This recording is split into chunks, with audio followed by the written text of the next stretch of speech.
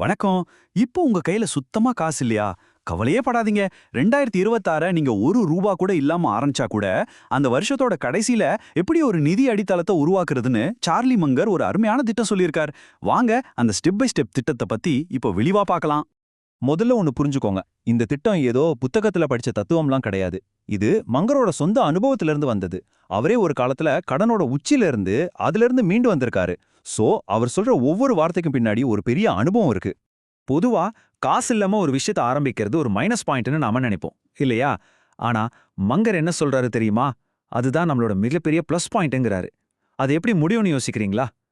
வாங்க பார்க்கலாம். மங்கர் சொல்ற அந்த 3 சூப்பரான நன்மைகள் என்னன்னு பாப்போமா? 1, உங்களுக்குன்னு பெரிய பொறுப்பு எதுவும் இல்லாததால தைரியமா ரிஸ்க் எடுக்கலாம். 2வது, அப்படியே நீங்க ஏதாவது தப்பு பண்ணா கூட அதனால வர்ற நஷ்டம் ரொம்ப ரொம்ப கம்மியா இருக்கும். 3வது ரொம்ப முக்கியமானது, கூட்ட வட்டி, அதாவது காம்பவுண்ட் இன்ட்ரெஸ்ட் இன்னும் உங்களுக்கு எதிரா வேலையே செய்ய ஆரம்பிக்கல. ஒரு உண்மையை சொல்லட்டுமா? 2026 காசு இல்லாம ஆரம்பிக்கிற முக்காவாசி பேரு அந்த வருஷம் முடியும் போதும் அப்படிதான் இருப்பாங்க. ஆனா இந்த திட்டம் அந்த கூட்டத்துல ஒருத்தரா இருக்க நான் விரும்பலன்னு சொல்றவங்களுக்காக மட்டும்தான். நீங்க அந்த மாதிரி ஒருத்தரா? சரி வாங்க, இப்போ பிளான்குள்ள போலாம்.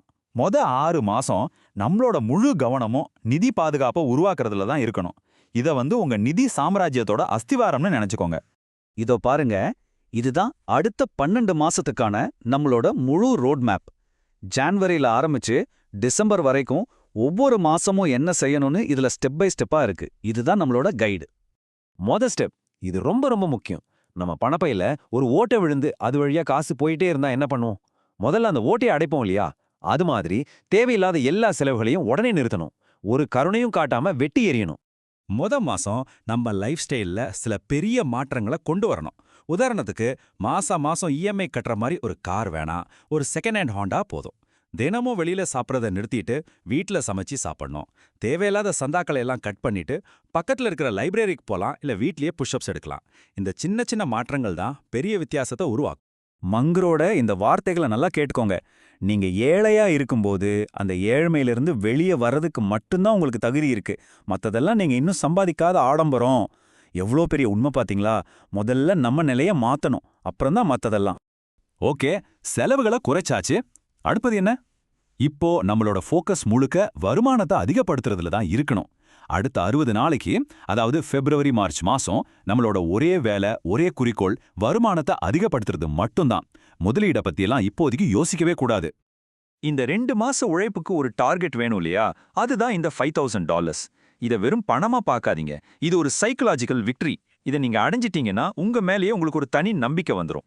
காசை இன்வெஸ்ட் பண்றதுக்கு முன்னாடி ஒரு முக்கியமான வேலையை செஞ்சாகணும். அதுதான் அவசர கால சுவர். ஏன்னா நம்ம கிட்ட இருக்கிற பணத்துல 4% லாபம் வர்றதே வராதது பிரச்சனை இல்ல. ஆனா திடீர்னு ஒரு அவசரம் வரும்போது கையில காசே இல்லாம நிக்கிறது தான் மிகப்பெரிய பிரச்சனை. அந்த நிலைமை நமக்கு வரக்கூடாது. அப்போ ஜூன் மாச கடைசியில நம்ம கையில என்ன இருக்குன்னு பாருங்க. அவசர தேவைக்கு ஒரு $10,000, அது போக இன்வெஸ்ட் பண்றதுக்கு ஒரு $5,000, மொத்தம் $15,000. இப்போ கொஞ்சம் தைரியமா இருக்குல்ல? ஓகே, இப்போ நம்ம கேம்ல ஒரு முக்கியமான கட்டத்துக்கு வந்திருக்கோம். இது வரைக்கும் நம்ம டிஃபென்ஸ் ஆடணும். இப்போ அட்டாக்கிங் மோட் ஆன். நம்ம வளர்ச்சிக்கான உண்மையான ஆட்டம் இனிதான் ஆரம்பம். இந்த ஸ்டேஜ்ல நம்ம பண்ற முதலீடு தான் நமக்கு மிகப்பெரிய ரிட்டர்ன்ஸை கொடுக்கும். அது என்ன தெரியுமா? நம்ம கையில இருக்கிற அந்த முதல் $5,000 நமக்காகவே செலவு பண்றது, நம்ம திறமைகளை வளர்த்துக்கிறது, அதாவது நம்மளோட ஸ்கில்ஸ் அப்கிரேட் பண்றது. இதை விட ஒரு பெஸ்ட் இன்வெஸ்ட்மெண்ட் இருக்கவே முடியாது.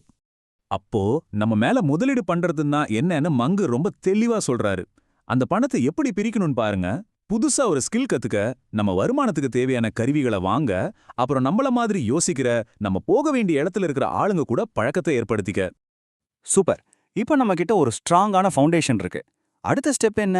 2வது வருமானத்துக்கான ஒரு வழியை உருவாக்குறது. இதுதான் மத்தவங்களுக்கும் நமக்குமான வித்தியாசத்தை காட்ட போற விஷயம். இதுக்கு மங்கர் 2 பிராக்டிகலான வழிகளை சொல்றாரு. 1, டிவிடெண்ட் தர்ற நல்ல கம்பெனிகளோட பங்குகள்ல முதலீடு பண்றது. அப்படின்னா என்னன்னா, நீங்க அந்த கம்பெனியோட ஒரு சின்ன முதலாளி மாதிரி. அவங்க சம்பாதிக்கிற லாபத்திலிருந்து உங்களுக்கு ஒரு பங்கு கொடுப்பாங்க. 2வது ஆப்ஷன், ஒரு சின்ன வீட்டை வாங்கி வாடகைக்கு விடுறது. இதுக்கு FHA லோன் மாதிரி அரசாங்க ஆதரவு கொண்ட கடன் திட்டங்களை பயன்படுத்தலாம். இதுல ஒரு குத்தகைதாரர் நம்ம வீட்டு லோனை கட்டுற மாதிரி பிளான் பண்ணலாம்.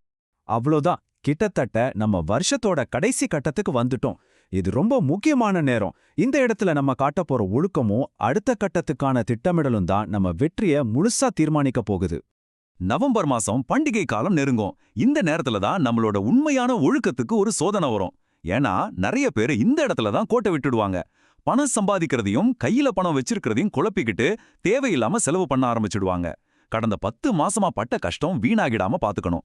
டிசம்பர் மாசம் இது நம்மளோட ஃபினிஷிங் லைன் கிடையாது. இது நம்மளோட அடுத்த கட்ட பயணத்துக்கான ஸ்டார்டிங் பாயிண்ட். நம்ம கதை இப்போதான் ஆரம்பமாகுது. இந்த ஒரு வருஷத்துல நடந்த மாற்றத்தை பாருங்க. முதல் வருஷம் முழுக்க தற்காப்பு ஆட்டம், 2வது வருஷம் முழுக்க தாக்குதல் ஆட்டம், ஒரு அஸ்திவாரத்தை போட்டு பாதுகாப்பை உருவாக்கி இப்போ தைரியமா ரிஸ்க் எடுக்கவும் ஆக்ரோஷமா முதலீடு செய்யவும் நாம தயார். உங்க கடின உழைப்பு உங்களுக்காக ஒரு பிரகாசமான எதிர்காலத்தை திறந்து வச்சிருக்கு. கடைசியா மங்கரோட இந்த சவாலை கேட்டுக்கோங்க. உங்கள நிறைய பேர் இதை செய்ய மாட்டீங்க. நீங்க என்ன பண்ணிட்டு இருந்தீங்களோ அதை செய்யவே திரும்பி போயிடுவீங்க. அந்த ஆளா நீங்க இருக்காதீங்க. இது நேரடியா நம்ம கிட்ட சொல்ற மாதிரி இருக்கு இல்லையா? எந்த பாதையை தேர்ந்தெடுக்க போறோம்னு நாம தான் முடிவு செய்யணும். பாருங்க, இந்த திட்டம் வேலை செய்யும், 100% வேலை செய்யும், அதுல சந்தேகமே வேண்டாம். ஆனா உண்மையான கேள்வி, நீங்க இத செய்வீங்களா? பதில் உங்க கையில தான் இருக்கு.